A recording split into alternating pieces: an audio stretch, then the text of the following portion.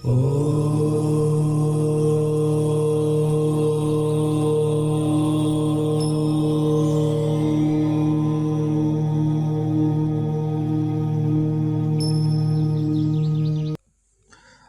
दोस्तों, मैं पंडित के शर्मा, संपादक ज्योतिष गुरु मासिक पत्रिका, स्वागत करता हूं आपका इस YouTube चैनल में और स्वागत करता हूं आपका इस खास कार्यक्रम में।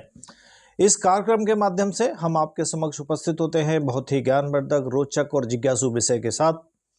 हम बात करते हैं धर्म, अध्यात्म, ज्योतिष आदि के विषय की।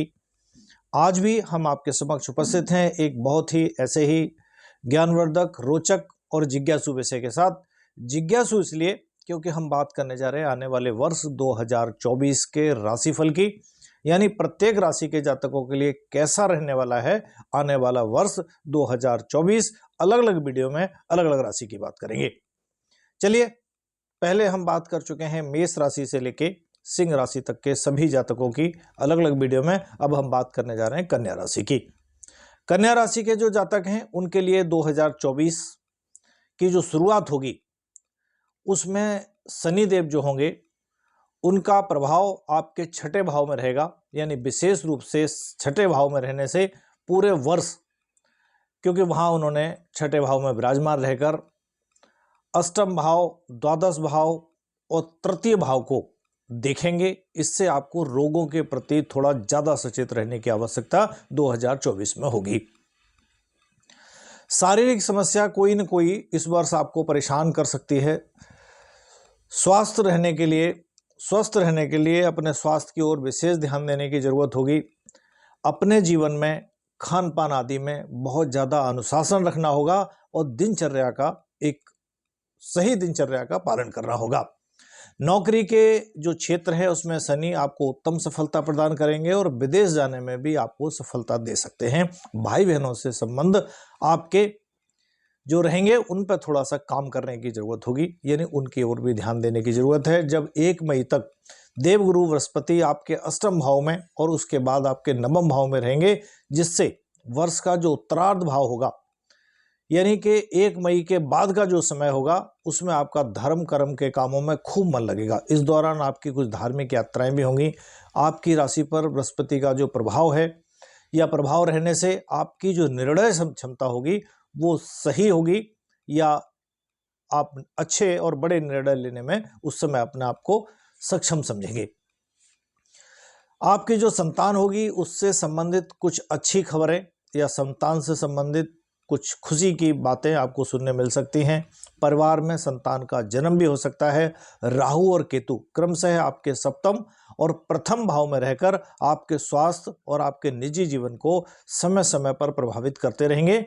उसके लिए आपको जो आपके अपने ज्योतिषी हैं, जहां आप ज्योतिषी परामर्श लेते हैं, उनसे बात करके कोई न कोई आपको उन जो नेगेटिव प्रभाव है उनसे बचने के लिए सलाह लेनी चाहिए और उसके लिए कुछ उपाय भी करने चाहिए।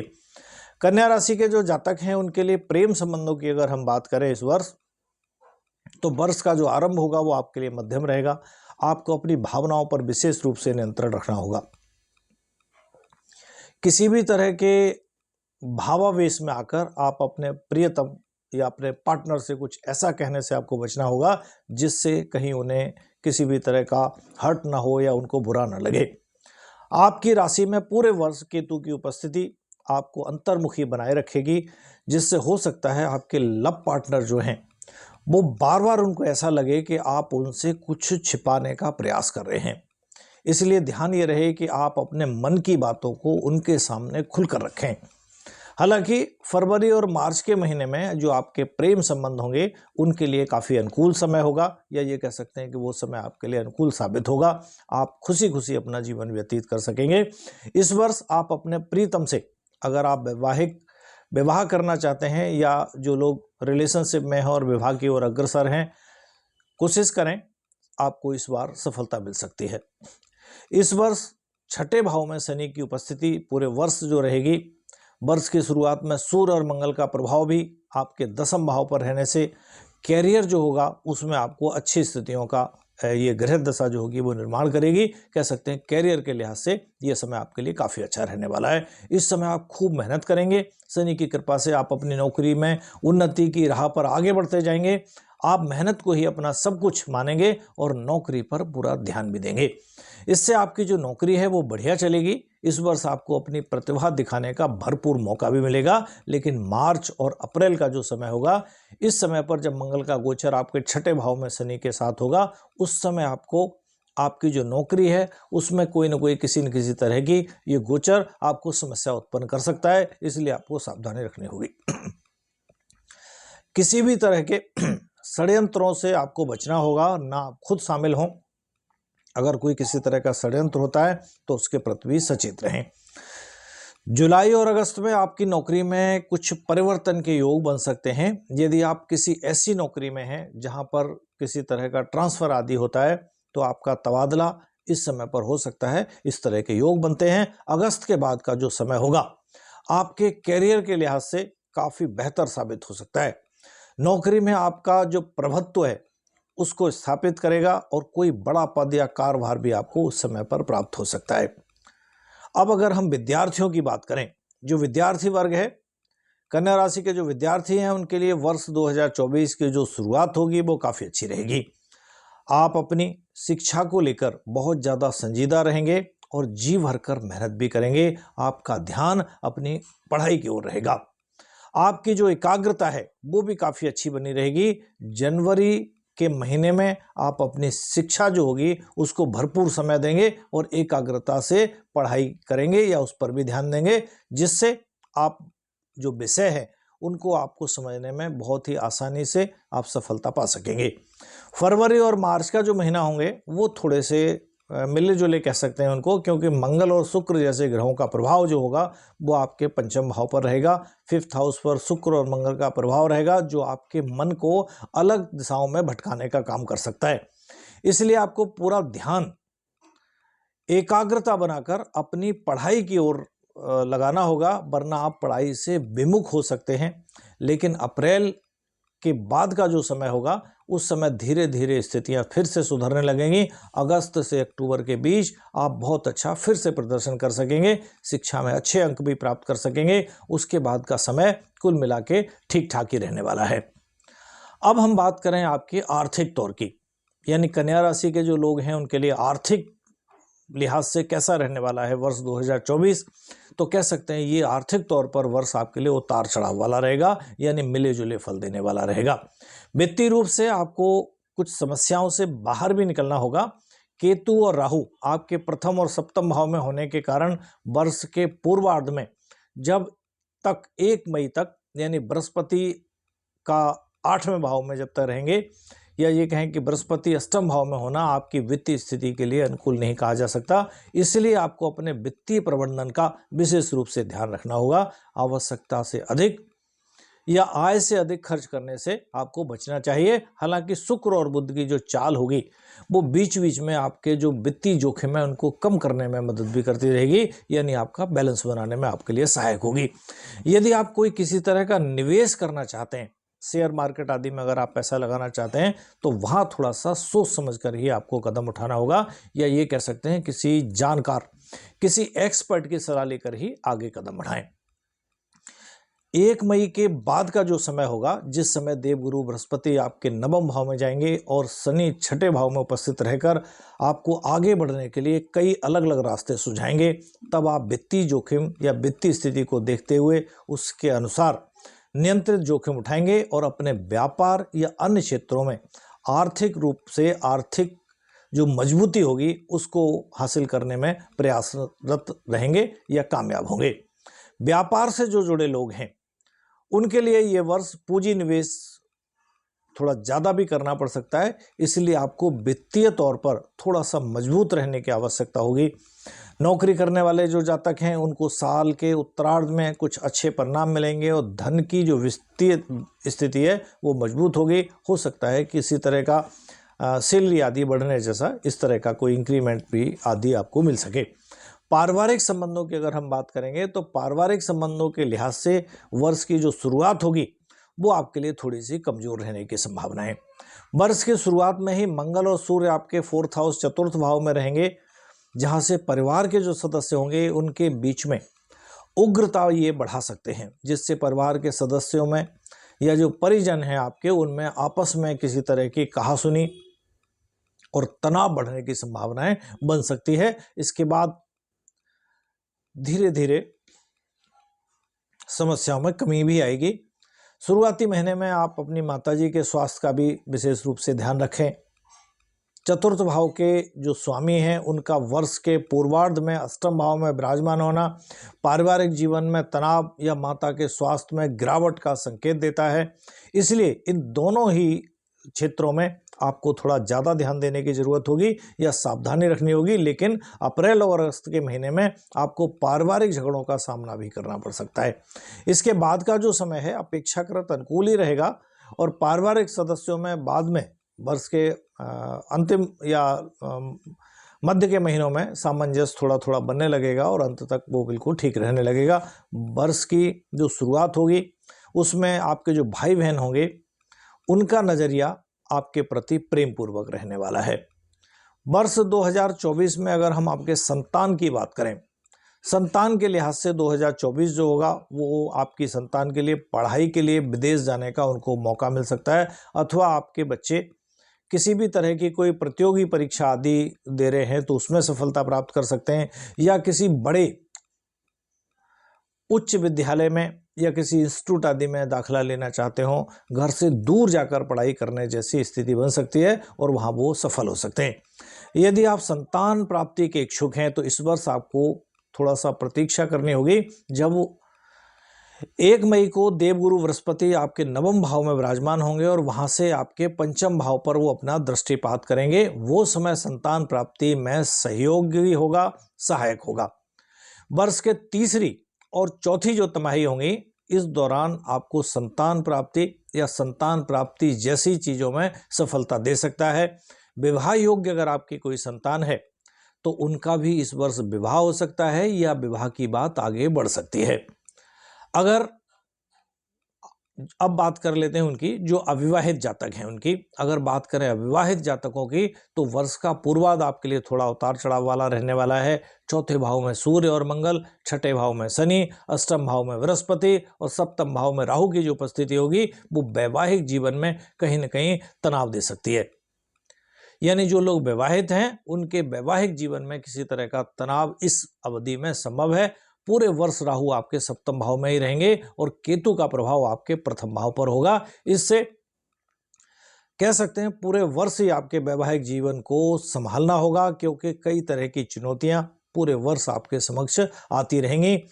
इस वर्ष काफ़ी ऐसे मौके आएंगे जब आप दोनों के बीच में किसी तरह की समस्या बढ़ सकती है, लेकिन ध्यान ये रखना है कि आपको समझदारी रखते हुए इन समस्याओं से अपने आप को बचाना होगा। इस वर्ष विशेष रूप से मार्च से लेकर जून तक का जो समय होगा उस समय बहुत ज़्यादा ध्यान रखने की ज़रूरत होगी, क्योंकि इस अवधि में इस समय में आपके जीवन साथी के साथ किसी भी तरह का विवाद आदि बढ़ने ना पाए, इस बात पर बहुत ज़्यादा फोकस बना के रखना होगा। क्योंकि अगर इस समय पर विवाद बढ़ता है तो स्थिति ज़्यादा खराब हो सकती है और इतनी खराब भी हो सकती है कि विवाह टूट भी सकता है या किसी तरह की कोई कानूनी कार्रवाई या इस तरह की कानूनी से संबंधित किसी चीज़ में भी दो चार होना पड़ सकता है। जुलाई और अगस्त और नवंबर का जो महीना होगा वो आप दोनों के लिए पहले की अपेक्षा थोड़ा अच्छा साबित होने लगेगा। प्रेम के योग अच्छे बनने लगेंगे, एक दूसरे के निकट भी आएंगे। इस समय आप अपनी समस्याओं को दूर करने के लिए दोनों लोग ही सच्ची कोशिश भी करेंगे, जिससे आपका रिश्ता परिपक्व होगा और अच्छा होगा। अब हम बात करें जो व्यापारी वर्ग है उसकी। अगर आप कन्या राशि के हैं, जातक हैं और आप व्यापारी हैं तो आपके लिए ये वर्ष कह सकते हैं इस साल 2024 जो होगा वो मिला जुला होगा या उतार चढ़ाव वाला रहेगा, क्योंकि राहु पूरे वर्ष आपके सप्तम भाव में रहकर आपको उम्मीद से ज़्यादा क्रांतिकारी विचारों का बनाएंगे। आप अलग अलग तरीके से सोचेंगे, इससे आपका जो व्यापार होगा उसमें नई क्रांति तो आएगी, लेकिन कई बार आप अपने आसपास के लोग या विशेषकर कह सकते हैं जो आपके व्यावसायिक साझेदार हैं उनको महत्व नहीं देंगे। जिसका प्रभाव ये होगा कि आपका व्यापार इस वजह से प्रभावित हो सकता है, जिससे आप जितना बचेंगे उतना आपके व्यापार के लिए उन्नति होगी या उतना आपके व्यापार के लिए अच्छा होगा।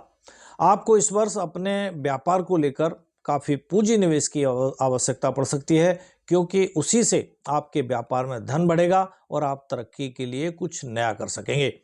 विशेष रूप से अप्रैल और मई का जो महीना होगा वो ज़्यादा उतार चढ़ाव वाला रह सकता है। इस दौरान आप अपने आप में भी तनाव महसूस करेंगे व्यापार को लेके, इसलिए इस दौरान कोई बड़ा अगर निर्णय लेना पड़ता है तो सोच समझ कर लें या उससे बचें या एक्सपर्ट की सलाह लेकर ही लें। संभव हो तो कोई बड़ा निर्णय लेने से इस अवधि में बचना आपके लिए ज़्यादा हितकर है। अगस्त से नवंबर तक का जो समय होगा वो आपके व्यापार को अच्छी सफलता दिला सकता है। इस दौरान कुछ विशेषज्ञ लोग भी जिनसे आपकी मुलाकात होगी, जान पहचान होगी, जो आपके व्यापार में महत्वपूर्ण बदलाव लाने में आपकी मदद करेंगे, जिससे आपके व्यापार में सफलता के योग बनेंगे। संपत्ति के मामले में वर्ष का जो आरंभ होगा, कोई संपत्ति आपको दिलवा सकता है या ये कह सकते हैं कि संपत्ति खरीदने में वर्ष के पहली तिमाही में आप कामयाब हो सकते हैं। सरकारी क्षेत्रों से भी इस बार आपको अच्छे लाभ के योग बने हैं। इसके बाद आपको अगस्त से नवंबर के बीच में कोई संपत्ति लेने का मन हो सकता है या संपत्ति मिल सकती है। ध्यान रहे, मार्च से मई के बीच में संपत्ति खरीदने से बचें, क्योंकि अगर खरीदते हैं तो उसमें कोई ना कोई कानूनी पंगा या कोई अड़चन जरूर आ सकती है। वर्ष 2024 में अगर हम वाहन के दृष्टिकोण से देखें तो आपको इस वर्ष अगर वाहन लेना चाहते हैं तो थोड़ा धैर्य रखना होगा। फरवरी का महीना कह सकते हैं वाहन के लिए अच्छा रहेगा। इस दौरान वाहन खरीदने में सही भी रहेगा और आप वाहन खरीदने में कामयाब भी रह सकते हैं। और फिर सितंबर से अक्टूबर के बीच में उपर्युक्त एक अच्छा और उपयुक्त समय आपका फिर सितंबर से अक्टूबर के बीच में होगा। उस समय पर आप वाहन खरीद सकते हैं। इस दौरान क्योंकि उस समय भी आपकी जो रुचि होगी वो जागृत होगी और वाहन उस समय आप खरीद भी सकते हैं।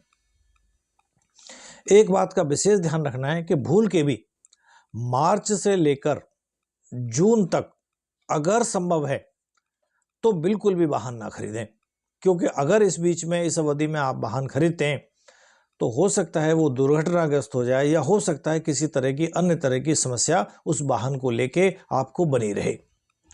वर्ष 2024 धन के लिहाज से अगर हम बात करें आपके लिए तो धन के लिहाज से भी मिलाजुला परिणाम देने वाला साबित होगा। आपको आर्थिक समस्याओं को दूर करने के लिए खुद बहुत ज़्यादा प्रयास करने होंगे।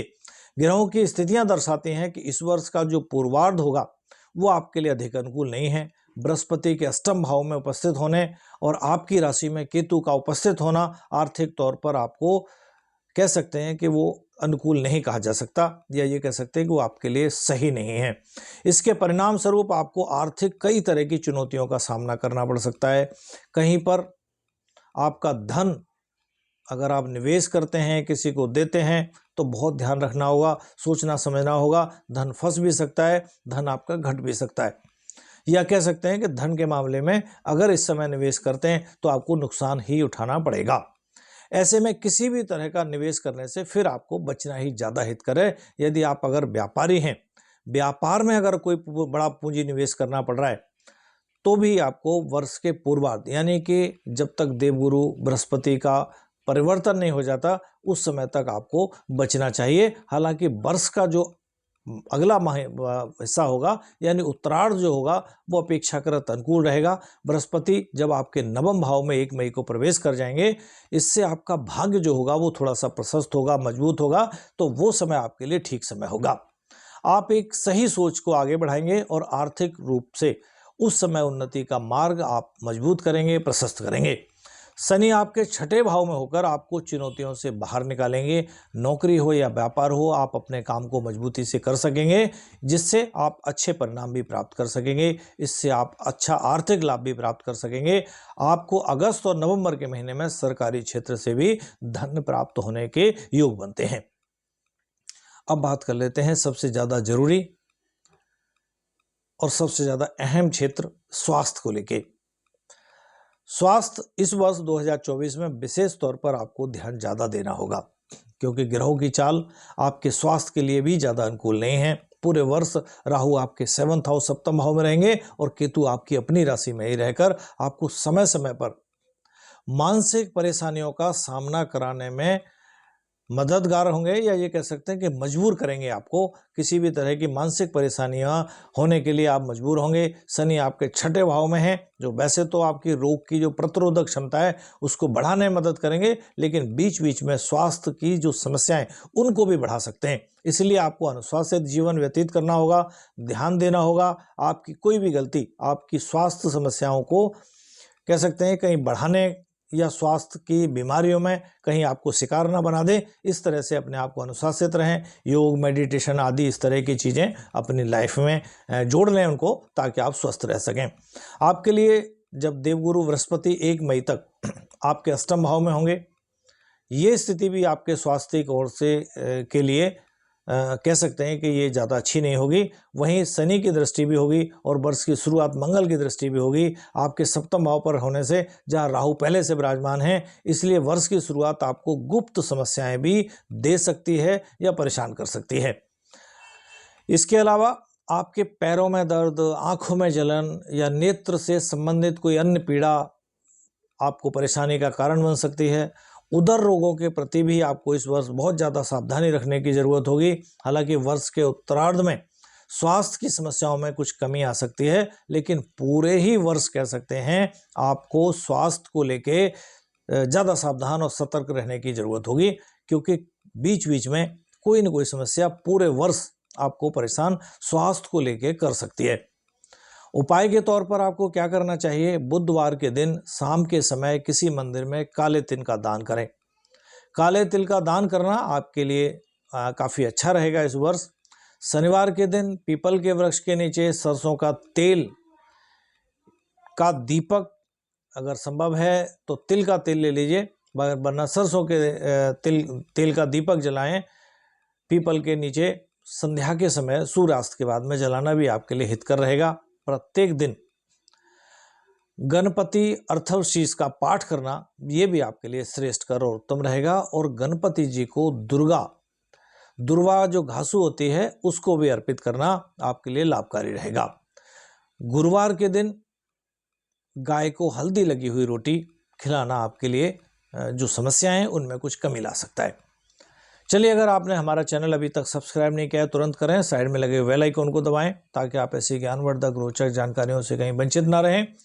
आज के लिए इतना ही। आगे फिर उपस्थित होंगे आपके समक्ष बची हुई जो अन्य राशियां हैं, यानी तुला राशि से लेकर मीन राशि तक, और अन्य बहुत सारी जानकारियों के साथ आपके समक्ष समय समय पर फिर उपस्थित होते रहेंगे। जानकारियाँ अच्छी लगें तो उनको शेयर भी करें। आज के लिए इतना ही। आज्ञा दीजिए। नमस्कार।